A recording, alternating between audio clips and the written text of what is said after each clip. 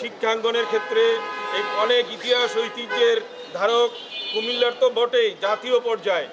এবং কলেজের এই 33 একর যে জমি, তার প্রত্যেকটা ইঞ্চির জিম্মাদার কলেজ প্রশাসন তথা আমাদের অধ্যক্ষ উপাধ্যক্ষ মহোদয় এবং শিক্ষকদের হাতে ন্যস্ত করেছে। এটা আমাদের রাষ্ট্রীয় দায়িত্ব আমরা মনে করি। আজকে আমি এখানে আছি, সরকার যখন বদলি করে নিয়ে যাবে আমি সেখানে আবার সেই স্থাপনারই মনে করব এটার আমি জিম্মাদার। অনুরূপভাবে আমাদের অধ্যক্ষ মহোদয় যখন মসজিদে একটি অপ্রীতিকর ঘটনা ঘটল এবং মসজিদের একজন দায়িত্ববান হিসাবে, ইমাম হিসাবে আমরা তাকে অনেক সম্মানের সহিত বলেছি প্রথম থেকে, যে তিনি দেখা গেল যে তদন্তের মাধ্যমে তিনি সেই ঘটনার ইন্ধনদাতা। তখন কোনো অবস্থাতেই ইমাম একটা পেশা, একটা সম্মানের জায়গা, সেই জায়গায় এবং মসজিদের দায়িত্ব এবং একটা সন্ত্রাসী ঘটনার উস্কানিদাতা, এগুলি কোনোভাবে মানানসই নয়। এবং তারই প্রেক্ষিতে এই মসজিদ কলেজ প্রাঙ্গণের একটি গুরুত্বপূর্ণ স্থাপনা, নিরাপত্তার কথা বিবেচনা করে তাকে সতর্ক করা হয়। তিনি কোনো রকমের পরোয়া করেন না।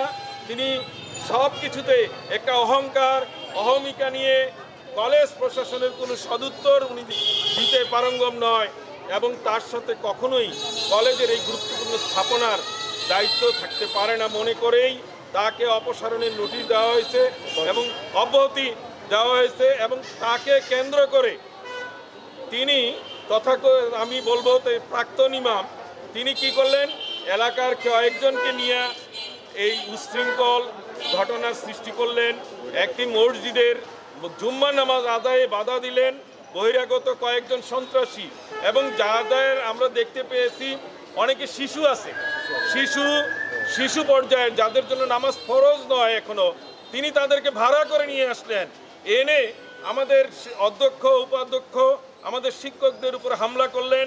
একটি আমাদের ছাত্রদেরকে, যখন ছাত্ররা এগিয়ে আসলো তাদের এই প্রাণের প্রতিষ্ঠানের একটি জায়গা, সেন্সিটিভ জায়গা, মসজিদে যখন হামলা হয় তখন তাদের অভিভাবকদেরকে রক্ষা করার জন্য এগিয়ে আসলেন, অথচ তাদেরকে নৃশংসভাবে পিটালেন এবং আহত করলেন। তারা অনেকে চিকিৎসাধীন অবস্থায় এখনও আছেন। আমরা জানি এই ধরনের দুঃখজনক নেক্কারজনক ঘটনার ইন্ধনদাতা আমার কাছে খুব আশ্চর্য লাগে। তিনি আবার ইমাম পেশায় কিভাবে নিয়োজিত থাকতে পারেন? এটা ধর্মীয় আমরা জিনিস বলে, ধর্মীয় একটা সেন্সিটিভ বিষয় বলে আমরা অনেক কথাই বলি নাই কারণ এতে আমাদের নিজেদের সম্মানহানি হয়। অথচ তিনি উস্কানি দিলেন, মসজিদে নামাজ পণ্ড করালেন ভাড়া করা সন্ত্রাসীদেরকে দিয়ে এবং আমাদের ধর্মের বিভিন্ন বিষয়কে উনি কী করলেন, বিতর্কিত করলেন। আমরা এই ঘটনার অত্যন্ত তীব্র নিন্দা জ্ঞাপন করছি। আজকের এই যে আমরা মানববন্ধন আমরা করছি পবিত্র মাহে রমজানের এই সময়ে, এটা আমাদের বিসিএস আমরা যারা এই কর্মরত আছি 16,000 শিক্ষক সারা দেশে আছি। আমাদের সংগঠন বিসিএস জেনারেল এডুকেশন অ্যাসোসিয়েশন এটা কনসার্ন হয়েছে। সারা দেশের শিক্ষক এই 16,000 সদস্য মর্মাহত হয়েছে এবং সংক্ষুব্ধ হয়েছে। আমরা অবিলম্বে আমাদের প্রশাসনের কাছে আমরা আকুল আহ্বান জানাচ্ছি, সেদিনের ঘটনায় যারা জড়িত আছে তাদেরকে আপনারা তদন্ত করে দ্রুত আইনের আওতায় নিয়ে আসুন।